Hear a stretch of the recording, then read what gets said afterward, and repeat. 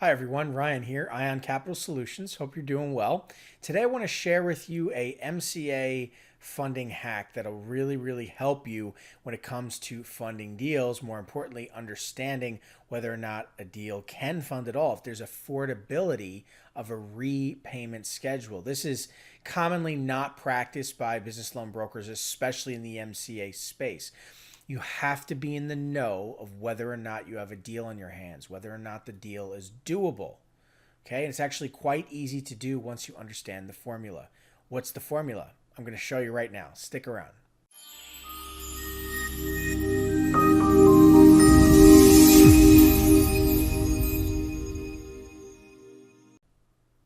Okay, so let's take a look at our formula. Now, loan repayment, okay, is what you have to understand when talking to anybody about a loan, right? Immediately, can they pay this loan back? And it's actually quite involved, and that's really the point.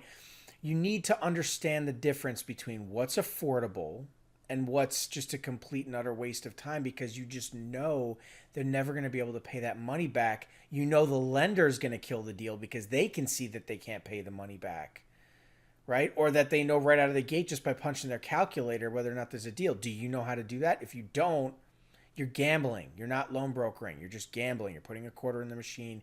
You're pulling the slot, hoping your winning numbers come up. And that's not a business model. So I'm going to show you exactly how to do it right now. Okay, so let's take a look. It begins with affordability, as I just mentioned, right? Lenders will allow roughly 16 to 18% of a business owner's monthly gross revenue to be paid out to the lenders for repayment of a loan. Okay, this includes their own loan that the lender's willing to provide if the client has additional loans. So what do I mean by this? Well, for example, let's take a business loan, right? Okay, and we'll say a business will need enough revenue to support repayment of a loan based on the 16 to 18% allowance, right? So we need an example, a hard look. Let's say we have a cash advance offer, right? Or we have a client who needs an unsecured financing. Usually it's a cash advance, right? They need $100,000. Okay, well, there's a few things that we need to know in determining whether or not they can afford this loan, right? So first of all, let's take the loan amount, $100,000. Let's take the average factor, a 138, or in other words, 38% interest, okay? Which, by the way, is the buy rate, not the sell rate. So when you get a buy rate from a lender, you then have to put your points on top of it, and that's the sell rate. That's what you're selling it as. If you sell it at the buy rate, you're not factoring in your points. You're not going to make any money. Okay, so there's the buy rate and the sell rate. So the buy rate is 38%, but we want to put our points in, right? We're going to, in this case, we'll put 8 points in the deal, or 8%, right? Bringing us to a total sell rate of 46%. Okay, but what that means is we have a $146,000 payback on a $100,000 loan. Okay, so now that we've determined what our actual payback is going to be, we have to determine whether or not the client can afford that payment. Okay, so it begins with monthly revenue. Well, let's take a look at the client's monthly revenue. They say they're grossing $100,000 per month in revenue. Okay, so this means they can roughly afford $16,000 to $18,000 a month at a maximum. Okay, again, 16 to 18% of their monthly gross revenue, right? In this case of 100,000, 16,000 to 18,000 fits the figure. Okay, so with that being said, does the client have enough revenue to support paying back? Sorry, it says 46,000 there. It should say 146,000. My bad. Okay. But with that being said, can they afford it, right? Well, let's take a look. First, we need a little bit more information. MCA terms are generally within 12 months. The average term is 6 to 8 months.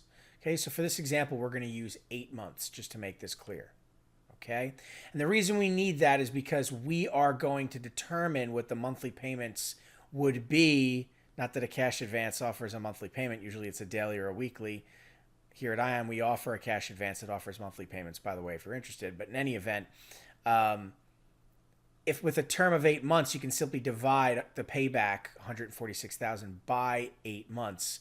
and you get a payback of $18,250 a month. That could be broken up daily, weekly, monthly payment, whatever it is. But that's what the payment would be. So it's a little bit over 18% of their monthly gross if they're grossing $100,000 per month. But they're in the general ballpark. They can afford around $100,000, maybe a little bit less. The lender will offer 95 or 90 or whatever it is. Understand there's a big but here, okay? Yes, but, all right? Do they have other loans with other lenders? How much are they currently paying per month? Because that's going to factor in their affordability. I want $100,000, right? But they've already borrowed $40,000 in loans and they're paying back X amount per month. Well, that's going to weigh into that 16 to 18% monthly gross maximum that the lender will allow. So the offer from the lender will be less than what they're asking for, right? And so we have to understand that it affects that affordability. But can we pay off their existing balances, their existing loans with other lenders with this loan to put us in a true first position? So positions are the number of loans. So the first loan they took was the first position. The second loan they took was the second position. The third was the third position, right? But if we pay them all off, we now go into a true first position. So when it comes to use of funds of a loan, if they wanted to use, say, 50% of that loan to pay off other positions, that's about the maximum the lender will allow. The rest of the use of funds has to go towards the business's growth, right? Otherwise, they're just replacing the other lenders in debt. And if that client was having trouble paying back other lenders, why would they pay this lender back, right? So 50% is usually the maximum that they'll allow for you to pay off additional loans. The rest has got to go towards the business, whatever it is. And so please understand that there's more here, okay? What do the bank statements show in terms of affordability, cash flow, credibility, etc., right? We need to analyze bank statements, assess risk, spot fraud, calculate affordability, right?